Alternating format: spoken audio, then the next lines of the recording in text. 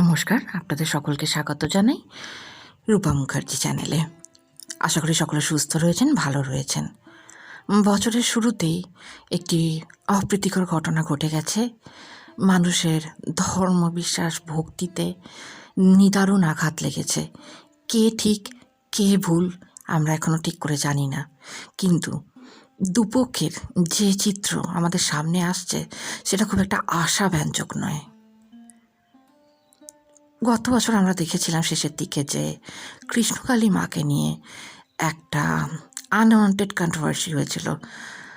বছরের শুরুতেই সেই কন্ট্রোভার্সি চলে এলো মা শ্যামসুন্দরীকে নিয়ে, অর্থাৎ স্থান, কাল, পাত্র আলাদা হলেও ঘটনার কিন্তু পটভূমি বা পরিপ্রেক্ষিত একই রয়ে গেছে। মানুষের ভক্তি, শ্রদ্ধা, বিশ্বাসকে নিয়ে টানা হেঁচড়া ও খেলা করা। অনেকেই হয়তো বলবেন যে দেখুন, প্রথমে কৃষ্ণকালী মাকে নিয়ে হলো, এবার কিন্তু যেসব আর কি ভণ্ড মানুষেরা ছিলেন তাদের মুখোশ ধীরে ধীরে ঈশ্বর খুলে দিচ্ছেন।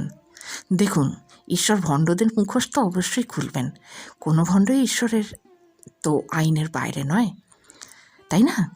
ঈশ্বরের চোখে তো সবাই সমান। তিনি যদি আমাদের অভিভাবক হয়ে আমাদের লালন পালন করতে পারেন, তাহলে তার কোনো সন্তান ভুল করলে তাকে অবশ্যই শাস্তি দেওয়ার ক্ষমতা তিনি রাখেন। তা তিনি কৃষ্ণকালী মায়ের রূপেই আসুন বা শ্যামসুন্দরী মায়ের রূপেই আসুন। কিন্তু দেখুন, দুটো ব্যাপারকে গুলিয়ে ফেলবেন না। কৃষ্ণকালী মায়ের মূর্তি নিয়ে কিন্তু মঙ্গলা লক্ষণ পালাননি।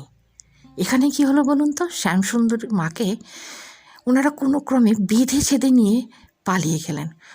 তার পরবর্তীকালে সামহাউ আননোন প্লেস থেকে সেবায়িত বা পুজো যিনি আর কি পূজারী রয়েছেন তারা ভিন্ন ভিন্ন স্টেটমেন্ট দিচ্ছেন। তারা বলছেন যে তাদের উপরে কোনো বিশেষ দল, রাজনৈতিক দল হামলা করছে, তাদেরকে চাপ দেওয়া হচ্ছে, হয়তো তাদের প্রাণ সংশয় হচ্ছে।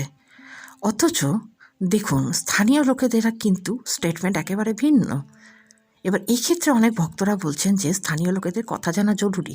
যদি তাই হয়, তাহলে সেই একই অভিযুক্ত ক্লাবের পক্ষ থেকে কৃষ্ণকালী মায়ের সেবায় অর্থাৎ মঙ্গলাদেবীর বিক্ষেও উঠেছিল। তাহলে দুটো ঘটনাকে কি গুলিয়ে ফেলছেন না অনেকে?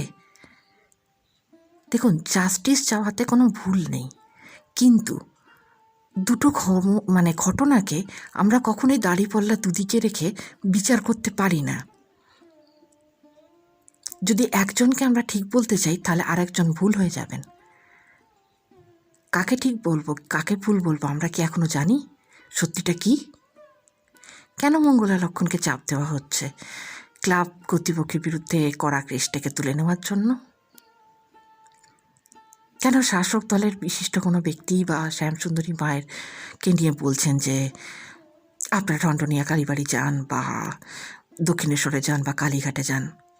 তাহলে এই ঘটনাগুলো ঘটছে কেন? কেনই বা পুরোহিতরা শ্যামসুন্দরী মাকে নিয়ে ও মহাদেবকে নিয়ে পালালেন? তারা বলছেন যে মায়ের সাথে হয়তো কিছু অভদ্র ব্যবহার করা হতো।